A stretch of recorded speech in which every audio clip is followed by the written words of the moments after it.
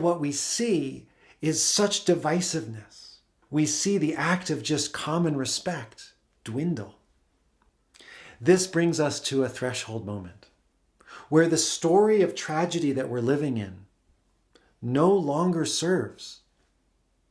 Often this comes through a sense of emotional exhaustion, whether it's empathy fatigue, or it's a sense that our hearts have become so burdened by the crises we perceive in the world that we don't feel like we can go on like this. This is an essential moment in the story that we are writing as human beings. When we reach the threshold, we reach that moment when we cannot continue to go on like this.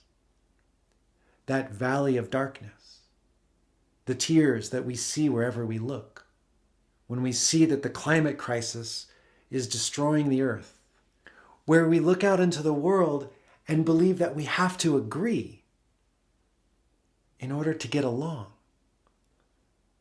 And instead what we see is such divisiveness, where people are not in agreement. And this bleeds out into our communities.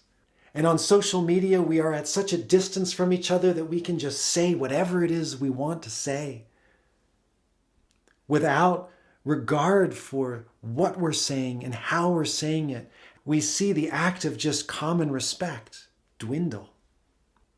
This brings us to a threshold moment where we have to ask ourselves, is this story the final chapter?